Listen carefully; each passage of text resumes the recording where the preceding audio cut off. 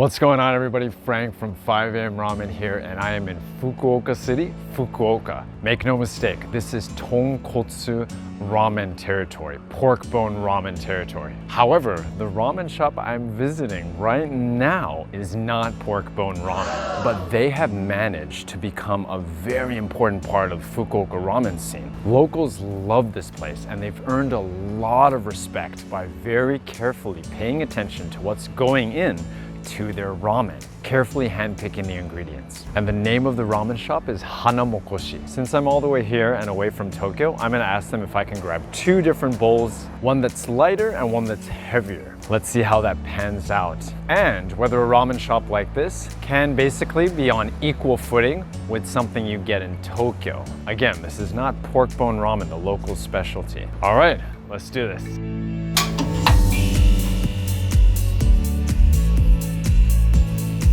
Hello, and thanks for watching 5 AM Ramen, your one-stop shop for the most delicious ramen in Japan. I'm Frank, and at this point, I'm really just a talking bowl of ramen. This is the third episode in a KYUSHU Ramen series. Kyushu is a ramen-loving island in southern Japan with 7 prefectures. We're traveling primarily in Fukuoka Prefecture, although in the first episode we were in Saga Prefecture next door. So far, we've had 7 bowls of ramen, all tonkotsu or pork bone ramen. That's what they eat down here religiously. As I said though, we are changing things up in this video with non-tonkotsu ramen. What will the Kyushu ramen gods think of us? Well, Hanamokoshi, or full name Mendo Hanamokoshi, is highly ranked in Fukuoka. My goal is to grab 2 bowls there. The lighter ramen, or chuka soba, is seasoned with soy sauce and has a soup that's whole chickens, dried fish like Pacific sari, and shellfish. The richer ramen basically cranks up the chicken flavors in the soup while keeping some of the softer ingredients like kelp from Hokkaido and shellfish. The chickens they use in the soup are from Fukuoka. Let's get to my full recap on the ground.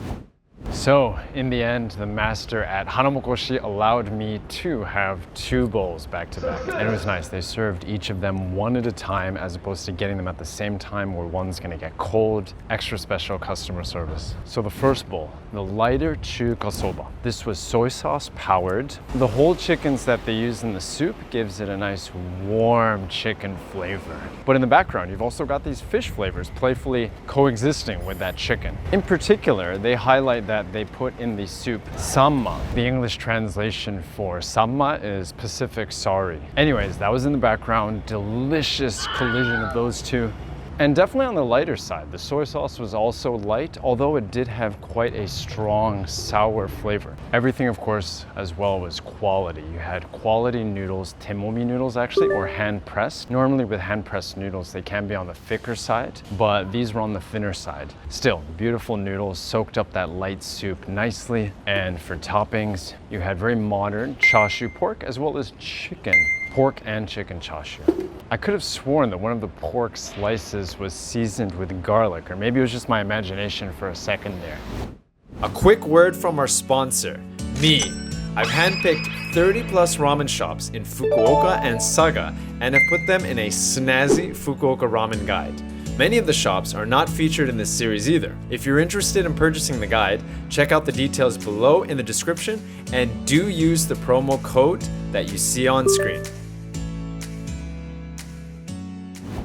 So that was the first bowl. Now for the second bowl, a heavier, or you could say more kotteri style ramen. The name of that second ramen bowl is uniquely torisoba American, or chicken ramen American. I'm not sure what makes it American. Maybe I've got to read up on that a little bit. It was an interesting bowl. So it goes in a richer direction, and the soup is like a tori paitan, or rich chicken ramen. Now it was rich, but not too rich. It was thick, but not too thick. Smooth tasting and gentle in flavor as well. They don't hit you over the head with it, let's say. And in the background, again, you had fish. But here, they're using dried niboshi or sardines, as well as dried sea bream. But it wasn't that fishy. I think this is for one because of the powerful flavor of the chicken itself, but also maybe perhaps the way that they prepared it. It's very well balanced. You've got that nice chicken flavor, cranking it up a notch compared to the light bowl, but the fish is also there, harmoniously coexisting with the chicken.